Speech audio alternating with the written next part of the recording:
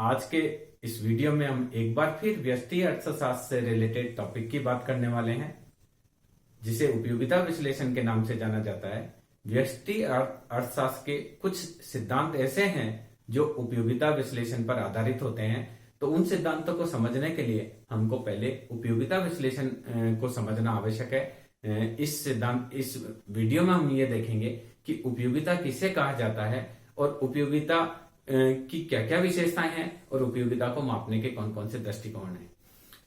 हमारे यहाँ व्यष्टि अर्थशास्त्र में मांग का नियम, पूर्ति का नियम, उपभोक्ता की बचत, समसमांत उपयोगिता नियम, उपयोगिता आस नियम, ऐसे बहुत सारे सिद्धांत हैं जो कि उपयोगिता विश्लेषण पर आधारित है। तो जब हमको उपयोगिता विश्लेषण अच्छे से आ जाएगा तो बाकी हम सिद्धांतों को भी हम समझ पाएंगे। यही कारण है कि आज के इस वीडियो का टॉपिक हमने उपयोगिता विश्लेषण रखा है। सामान्य रूप से अगर जो व्यक्ति इकोनॉमिक्स से रिलेटेड नहीं है उससे बात करें उपयोगिता किसे कहते हैं, तो सामान्य रूप से वो ये मानेगा कि किसी वस्तु की लाभदायकता को ही उपयोगिता की संज्ञा दी जाती है। या हम कहें कि जो प्राचीन अर्थशास्त्री थे वो उपयोगिता को लाभदायकता से संबंधित करते थे। उनका ये मानना था कि जो वस्तु लाभदायक है वो ज्यादा उपयोगी है, जो वस्तु कम लाभदायक है वो कम उपयोगी है। पर प्राचीन अर्थशास्त्रियों से जब ये पूछा गया कि पानी बहुत लाभदायक है, पानी की बहुत ज्यादा उपयोगिता है, फिर भी पानी सस्ता क्यों है? हीरा जो बहुत ज्यादा लाभदायक नहीं है या हीरे की हमारे लिए बहुत ज्यादा उपयोगिता नहीं है, फिर भी हीरा महंगा क्यों है?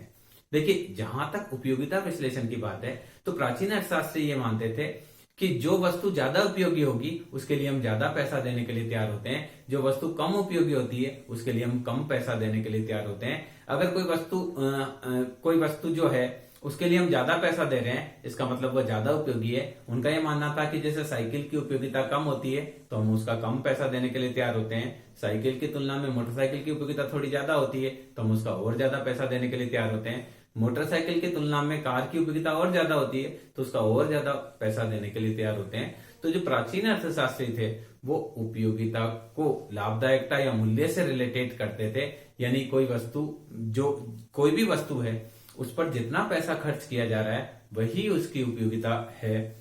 परंतु जब उनसे हीरा पानी विरोधाभास यानी हीरा महंगा क्यों है और पानी सस्ता क्यों है उसका विश्लेषण के बारे में बात की गई तो सामान्य रूप से उसका विश्लेषण नहीं कर पाए, क्योंकि सामान्य रूप से ये देखते हैं कि हीरा बहुत ज्यादा उपयोगी न होते हुए भी उसका मूल्य बहुत ज्यादा होता है, जबकि पानी हमारे लिए बहुत उपयोगी है। व्यक्ति को अगर एक दिन भी पानी न मिले तो उसका जीवन खतरे में पड़ सकता है, फिर भी पानी सामान्य रूप से क्या होता है, सस्ता होता है। और इवन कई जगह तो पानी की फ्री प्याऊ भी लगी रहती है, या सामान्य रूप से हम किसी से अगर पानी मांगे तो वह एक गिलास हमको वैसे ही दे देगा।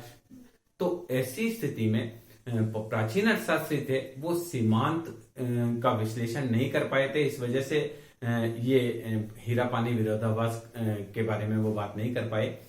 बाद में उपयोगिता के बारे में हमारे यहाँ दो दृष्टिकोण प्रचलित रहे। हमारे यहाँ कुछ जो गणित के विश्लेषक थे जैसे वालरस, जेमन्स और जो नव प्रतिष्ठित अर्थशास्त्री न्यू क्लासिकल स्कूल के अर्थशास्त्री थे जिसमें मार्शल, पीगू आदि का ये मानना था कि उपयोगिता को मापा जा सकता है। उन्होंने उपयोगिता के संदर्भ में गणनावाचक विचार दिया था, जिसकी चर्चा हम इस वीडियो में बाद में करेंगे। उसके बाद में पेरेटो और एजवर्थ है, इन्होंने और उसके बाद में उन्हीं के सिद्धांत को एलन, हिक्स, सैमुअल्सन ने क्रमवाचक दृष्टिकोण उपयोगिता का दिया था, जिसमें उन्होंने तटस्थ वक्र विश्लेषण आदि सिद्धांत दिए थे। उनकी भी हम चर्चा बाद में हम करेंगे। सबसे पहले हमको ये पता होना चाहिए कि उपयोगिता है क्या। तो व्हाट इज यूटिलिटी, उपयोगिता किसे कहा जाता है? तो देखिए, एक सामान्य आदमी से पूछा जाए कि उपयोगिता किसे कहेंगे तो वो कहेगा कि जो वस्तु लाभदायक है वो उपयोगी है, जो वस्तु हमारे लिए नुकसानप्रद है वो अनुपयोगी है। या एक रोमैन से पूछा जाए कि कौन सी वस्तु अनुपयोगी है तो वो एक दार्शनिक के अंदाज में बात करेगा कि ईश्वर ने जो भी चीज बनाई है वो सारी की सारी उपयोगी है, उसको कोई भी अनुपयोगी वस्तु नहीं लगेगी। पर हम इकोनॉमिक्स की बात करते हैं तो उपयोगिता से तात्पर्य क्या है? उपयोगिता से तात्पर्य है किसी वस्तु में में आवश्यकता की संतुष्टि के गुण को,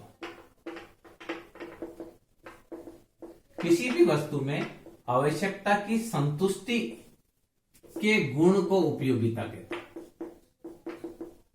क्या कह रहे हैं? किसी भी वस्तु में आवश्यकता की संतुष्टि के गुण को ही उपयोगिता कहते हैं। यानी प्रत्येक वह वस्तु जो हमारी आवश्यकता की संतुष्टि करती है वो हमारे लिए उपयोगी होगी, और जो वस्तु हमारी आवश्यकता की संतुष्टि नहीं करती हमारे लिए अनुपयोगी होगी। यानी क्या है? What is utility?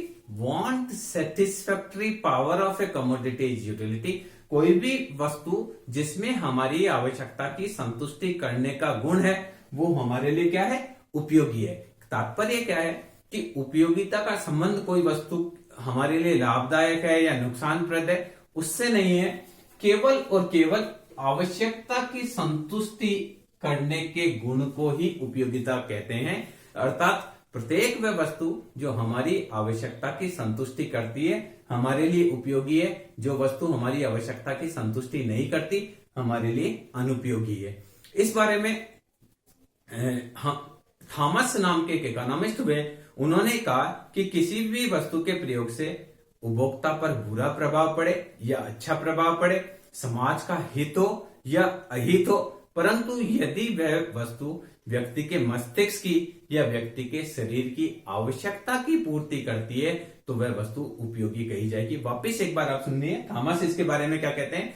किसी भी वस्तु से व्यक्ति पर अच्छा प्रभाव पड़े या बुरा प्रभाव पड़े, उस वस्तु से समाज का हित हो या अहित हो, पर यदि वह वस्तु व्यक्ति की शारीरिक या मानसिक आवश्यकता की संतुष्टि करती है वह वस्तु उसके लिए क्या कहलाएगी? उपयोगी कहलाएगी, क्योंकि वस्तु में क्या है?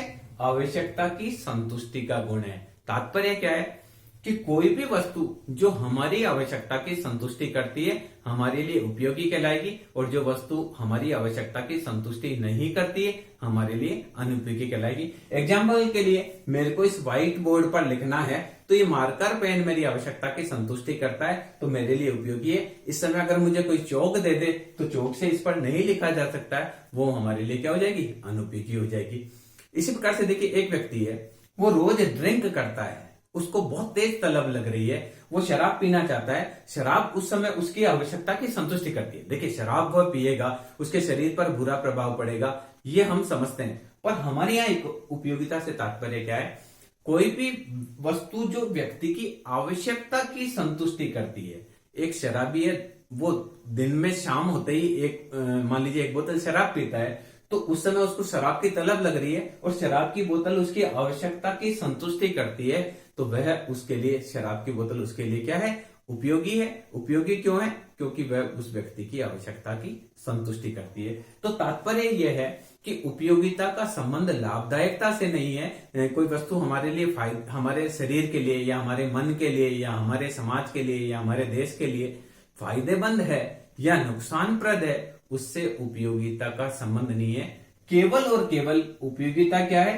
किसी भी वस्तु में वह गुण जो व्यक्ति की आवश्यकता की संतुष्टि करती है उस गुण को ही उपयोगिता कहा जाता है। अब देखिए, उपयोगिता हमको क्लियर हुई कि उपयोगिता क्या है? Want satisfactory power of A commodity is utility. यानी कोई भी वस्तु जो आवश्यकता की संतुष्टि करती है वो हमारे लिए उपयोगी है। तो हम देखिए उपयोगिता की विशेषताएं लिखते हैं। उपयोगिता की विशेषताएं, तो सबसे पहली चीज देखिए, उपयोगिता उपभोग से रिलेटेड है, संबंधित है, उत्पादन से नहीं।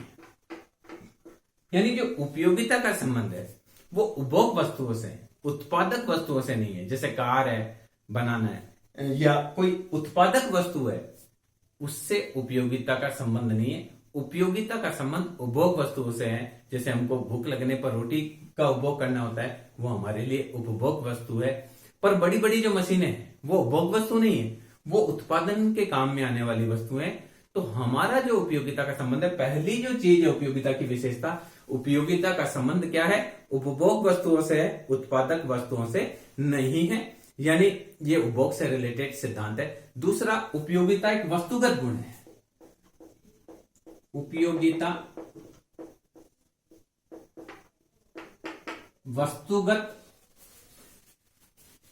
वस्तु का वस्तुगत गुण नहीं है। क्या है? उपयोगिता वस्तुगत गुण नहीं है, यानी कोई वस्तु में उपयोगिता नहीं है। जैसे चीनी है, चीनी हम खाते हैं, हमारी आवश्यकता की संतुष्टि करती है, हमारे लिए उपयोगी है। जो पर्सन डायबिटीज का पेशेंट है वो अगर चीनी खाता है तो उसके लिए हानिकारक है, उसके लिए अनुपयोगी। यानी जो उपयोगिता है वो वस्तु में गुण नहीं है, उपयोगिता सब्जेक्टिव है। उपयोगिता क्या है? उपयोगिता व्यक्तिनिष्ठ है, वस्तुनिष्ठ नहीं है। यानी वस्तु में गुण नहीं है, व्यक्ति में है। एक वस्तु ऐसी है जो मेरी आवश्यकता की संतुष्टि करती है, मेरे लिए उपयोगी होगी, दूसरे व्यक्ति की आवश्यकता की संतुष्टि नहीं करती है, उसके लिए अनुपयोगी होगी। अगर वस्तु में गुण होता तो वह सभी व्यक्तियों की आवश्यकता की संतुष्टि करती, पर जो उपयोगिता है वो वस्तुगत नहीं होकर क्या है? व्यक्तिनिष्ठ है, सब्जेक्टिव है, व्यक्तिनिष्ठ है। कैसे? मान लीजिए एक मोटरसाइकिल पड़ी है, अब मुझे मोटरसाइकिल चलाना आता है तो मोटरसाइकिल मेरे लिए उपयोगी है, मैं इससे कहीं एक स्थान से दूसरे स्थान पर जा सकता हूं।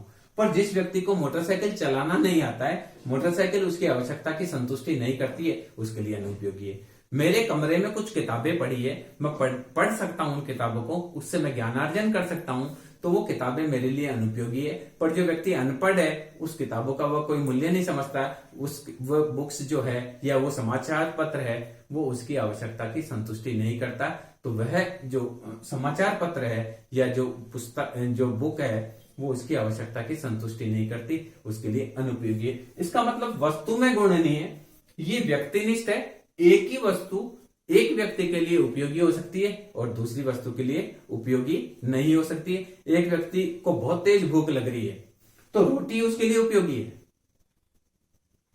पर उस समय उसको पानी दे दो तो उसके लिए वो पानी अनुपयोगी है। दूसरा व्यक्ति जो प्यासा है उसके लिए पानी उपयोगी है, उसने खूब खाना खाया, अब उसको प्यास लग रही है, उसके लिए पानी उपयोगी है।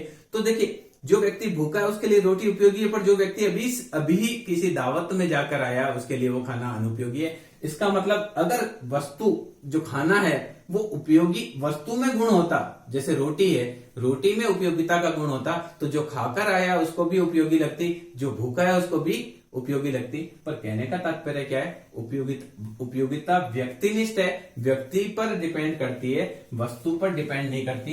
एक ही वस्तु एक व्यक्ति के लिए उपयोगी हो सकती है और दूसरे के लिए अनुपयोगी हो सकती है। अगला, उपयोगिता सापेक्षिक है।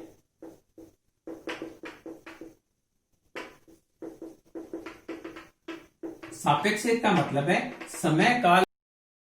उपयोगिता सापेक्षिक है, सापेक्षिक से तात्पर्य समय काल और परिस्थिति के हिसाब से उपयोगिता बदलती है। जैसे देखिए, हमारे पास मान लीजिए हमारे पास एक एसी या हमारे पास है कूलर। तो देखिए, जब गर्मी का मौसम होगा तो इस एसी और कूलर की उपयोगिता बढ़ जाएगी, पर सर्दी के मौसम में एसी और कूलर की उपयोगिता घट जाएगी। इसका मतलब उपयोगिता समय के साथ बदलती है। इसी के हिसाब से परिस्थिति के हिसाब से बदलती, परिस्थिति के हिसाब से भी उपयोगिता चेंज होती है। किसी समय कैसी परिस्थिति है उस पर डिपेंड करता है वस्तु की उपयोगिता कैसी है। अगर मान लीजिए हमारे घर में कोई सदस्य बीमार है तो उस समय हमारे लिए पैसे की उपयोगिता बढ़ जाती है, हम पैसे को सोचकर खर्च करते हैं क्योंकि बीमारी सीमारी पर हमारा पैसा खर्च हो रहा है। और किसी समय हमारी नॉर्मल परिस्थिति है तो हम पैसे को नॉर्मली रूप से खर्च करना चाहते हैं, तो काल के हिसाब से बदल जाती है, परिस्थिति के हिसाब से बदल जाती है, समय काल और परिस्थिति के हिसाब से उपयोगिता बदलती है। यानी सापेक्षिक है, एक ही समय एक वस्तु की जो उपयोगिता है वो शून्य हो सकती है, दूसरे समय उसकी उपयोगिता हो सकती है। अगर बारिश का सीजन नहीं है तो छाते की हमारे लिए कोई भी उपयोगिता नहीं है, पर जैसे ही बारिश का सीजन होता है छाते की उपयोगिता बढ़ जाती है। इसी प्रकार से सर्दी का सीजन आ जाता है तो गर्म कपड़ों की उपयोगिता बढ़ जाती है।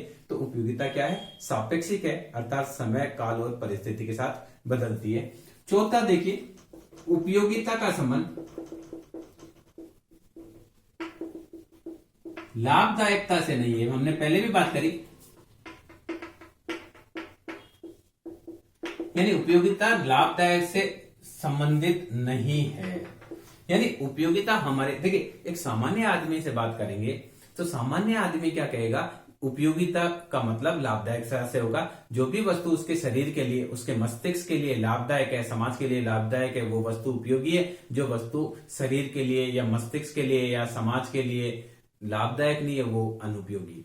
पर हम यहाँ कर रहे हैं, हम इकोनॉमिक्स में क्या कर रहे हैं कि आवश्यकता की संतुष्टि के गुण को ही हम उपयोगिता की संज्ञा देते हैं। तो हम यह कहते हैं कि जो भी वस्तु व्यक्ति की आवश्यकता की संतुष्टि करती है वो उसके लिए उपयोगी है, जो व्यक्ति की आवश्यकता की संतुष्टि नहीं करती वो उसके लिए अनुपयोगी है। तो हम यह कह रहे हैं कि उपयोगिता का संबंध लाभदायकता से नहीं है। कोई भी वस्तु चाहे शरीर के लिए अच्छा प्रभाव डाले चाहे बुरा प्रभाव डाले, पर अगर व्यक्ति की आवश्यकता की संतुष्टि करती है तो हम उसके लिए बोलेंगे कि व्यक्ति के लिए उपयोगी है। और अगर वह वस्तु आवश्यकता की संतुष्टि नहीं करती तो हम उसके लिए क्या बोलेंगे कि ये क्या है, अनुपयोगी है। जैसे अफीम है, भांग है, चरस है, गांजा है, सिगरेट है, शराब है, ये सारी चीजें ऐसी है जो व्यक्ति के शरीर पर बुरा प्रभाव डालती है। पर कोई व्यक्ति ऐसा है जो इनका आदी है और शराब उसकी आवश्यकता की पूर्ति करती है, अफीम उसकी आवश्यकता की पूर्ति करती है, तो हम कहेंगे कि वह वस्तु उसके लिए उपयोगी है। क्यों उपयोगी है? क्योंकि वह उस व्यक्ति की आवश्यकता की क्या करती है, संतुष्टि करती है।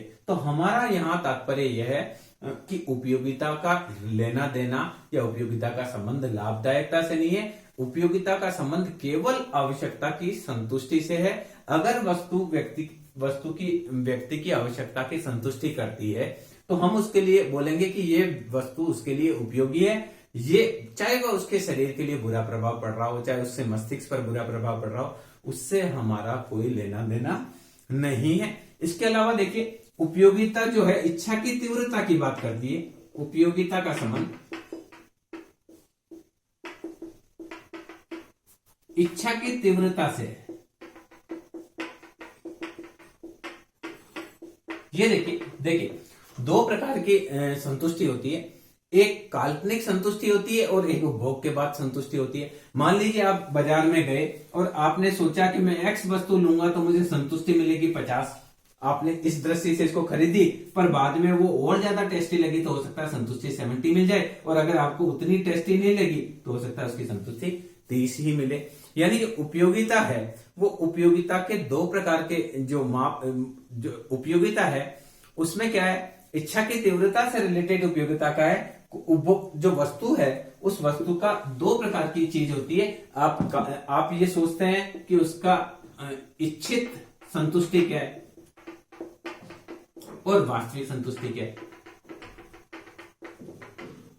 कई बार क्या होता है कि आप सोच रहे हैं उससे वास्तविक संतुष्टि कम मिल सकती है। जितना आपने सोचा संतुष्टि बराबर भी हो सकती है, और जितना आपसे सोचा उससे वास्तविक संतुष्टि कम भी हो सकती है। सपोज कीजिए आपने एक समोसे की दुकान से समोसा खरीदा, आपको भूख लग रही थी, आपने सोचा समोसा खाएंगे, पर जैसे ही आपने समोसा खाया आपको उसका टेस्ट अच्छा नहीं लगा, तो आपकी जितनी आपने सोचा था इच्छित संतुष्टि मान लीजिए 50 मिलेगी, पर वास्तविक संतुष्टि 10 ही मिली।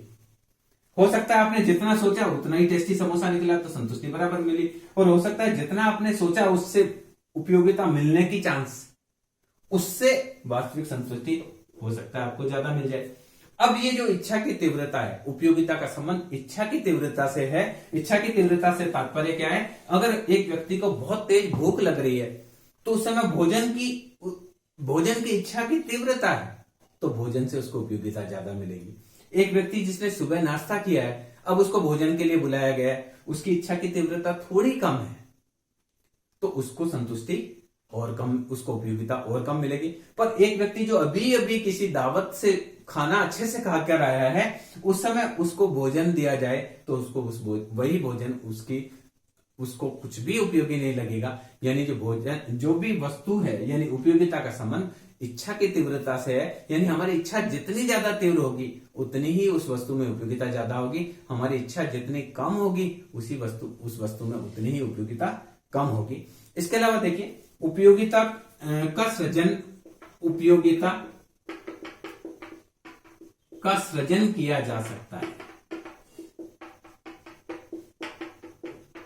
ये एक और इंपॉर्टेंट चीज उपयोगिता के बारे में। हमने डिस्कस किया क्या क्या है, उपयोगिता का उपभोग वस्तु से यानी उत्पादन वस्तु से नहीं है। दूसरी ये सब्जेक्टिव है यानी व्यक्ति पे डिपेंड करती है उपयोगिता, वस्तु में कोई गुण नहीं है, व्यक्ति की आवश्यकता की संतुष्टि करती तो उपयोगी है। सापेक्षिक है यानी समय काल परिस्थिति से बदलती है, इसका लाभदायकता से लेना देना नहीं, इच्छा की तीव्रता की बात करी। अब देखिए उपयोगिता का सृजन किया जा सकता है, कोई वस्तु में उपयोगिता डाली जा सकती है। आप देखिए जैसे ये मिट्टी है, मिट्टी में जो पोटर है, पोटर बोले तो हम बोलेंगे कुम्हार, कुम्हार अपना श्रम डालता है और मिट्टी का शेप चेंज कर देता है, ये इसको मटका बना देता है, या इस मिट्टी से वो क्या करता है, दीपक बना देता है।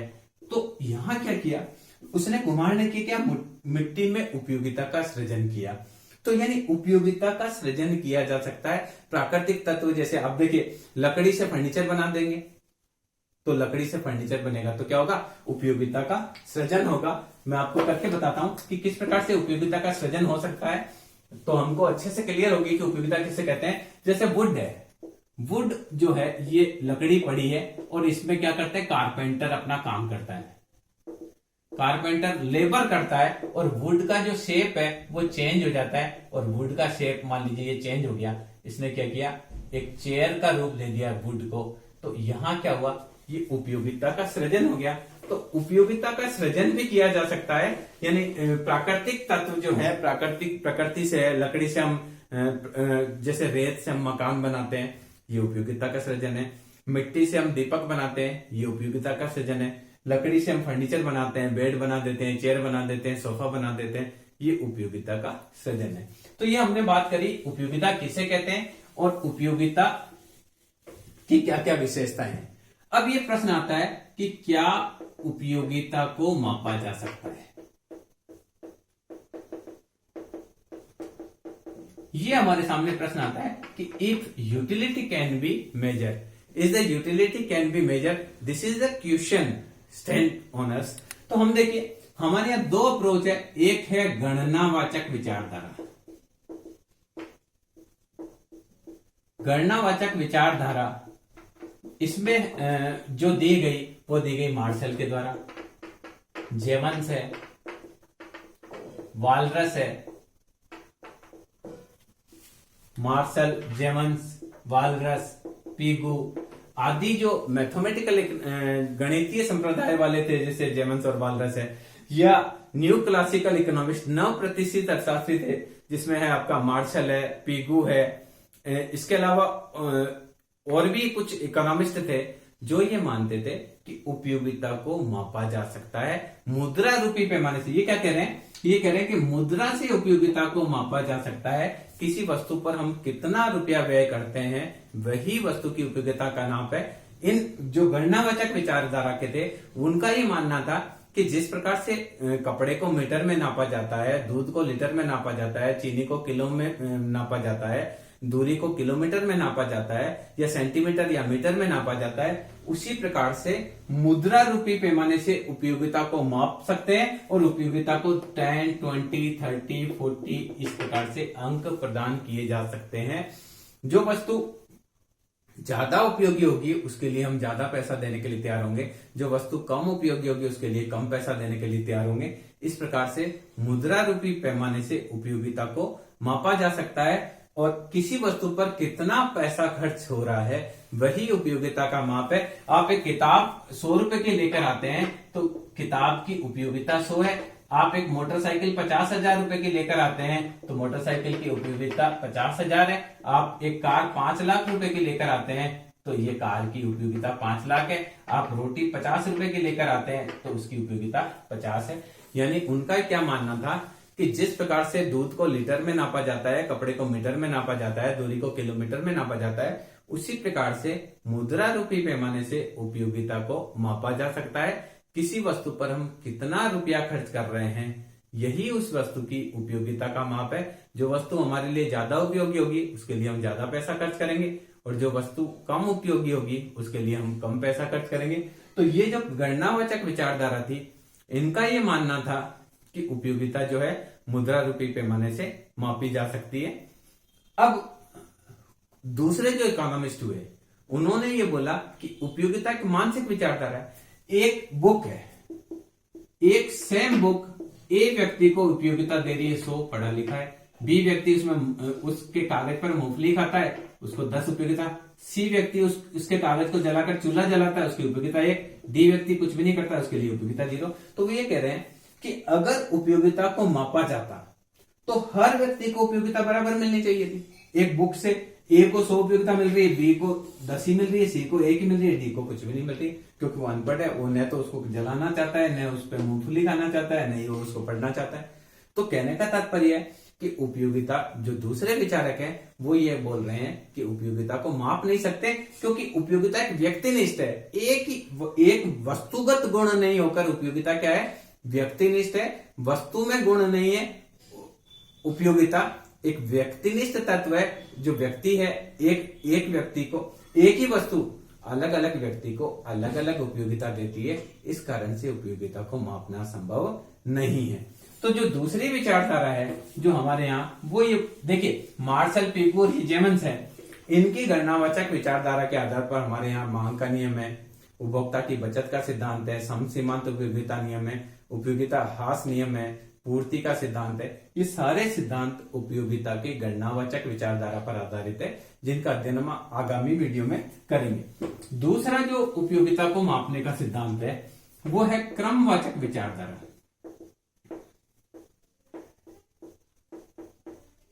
जो दूसरे इकोनॉमिस्ट थे, जिसमें हम नाम ले सकते हैं पेरेटो का, हिक्स का, एलन का, या और भी कुछ इकोनॉमिस्ट है, पेरेटो है, हिक्स है, एलन है। इसके अलावा आधुनिक अर्थशास्त्री जैसे सैमुअल्सन की बात कर सकते हैं, न्यूमैन, मॉर्गेस्टन की बात कर सकते हैं। इन अर्थशास्त्रियों का मानना था कि उपयोगिता को मापा नहीं जा सकता, क्योंकि एक उपयोगिता एक व्यक्तिनिष्ठ तत्व है, इसका और अलग अलग व्यक्तियों का सोच एक ही वस्तु के लिए अलग अलग होता है, इस कारण से उपयोगिता को माप नहीं सकते। उपयोगिता को क्रम दे सकते हैं, 1 2 3 4 5 इस प्रकार से क्रम दिया जा सकता है, पर किस वस्तु में कितनी उपयोगिता होती है इसको मापा नहीं जा सकता। ये कह रहे हैं कि हो सकता है हम ये कहें कि मोटरसाइकिल की उपयोगिता, जैसे मोटरसाइकिल है, इसकी उपयोगिता 1 है, कार की उपयोगिता 2 है, बस की उपयोगिता 3 है, साइकिल की उपयोगिता 0 या वॉटेवर। हम इसको 1 2 3 4 5 नंबर दे सकते हैं, पर कौन सी वस्तु किससे कितनी ज्यादा उपयोगी है इसको माप नहीं सकते। तो ये विचारधारा वाले जो इकोनॉमिस्ट हैं, ये क्या कह रहे हैं कि utility can not be measure in the terms of money. We can give the order to the utility but can not measure the utility. यानी हम उपयोगिता को क्रम प्रदान कर सकते हैं, परंतु उसको माप नहीं सकते। उनका यह मानना था कि मुद्रा रूपी पैमाने से उपयोगिता को माप नहीं सकते, नहीं इनको संख्या प्रदान कर सकते हैं। तो ये जो क्रमवाचक दृष्टिकोण है, इसमें तटस्थ वक्र विश्लेषण है, इसके बाद में प्रकट अधिमान सिद्धांत इन्होंने दिया, इसके बाद जो उपभोक्ता के बचत के सिद्धांत की इन्होंने पुनर्व्याख्या की, मांग विश्लेषण की भी पुनर्व्याख्या की। इसके अलावा आगमस्टन ने सीमांत पसंदगी सिद्धांत दिया, सांख्यिकी उपयोगिता का सिद्धांत न्यूमैन मॉर्गेस्टन के द्वारा दिया गया। इन सभी सिद्धांतों में यह माना गया कि उपयोगिता को मापा नहीं जा सकता, केवल उपयोगिता को क्रम प्रदान किया जा सकता है। तो आज के इस वीडियो में हमने देखा कि उपयोगिता क्या होती है, उपयोगिता की कौन कौन सी विशेषताएं हैं, और क्या उपयोगिता को मापा जा सकता है या नहीं मापा जा सकता है। इसके बारे में 2 विचारधाराएं हैं, गणनावाचक विचारधारा और क्रमवाचक विचारधारा। अगले वीडियो में हम आगे उपयोगिता के संदर्भ में और चीजें पढ़ेंगे। Thank you.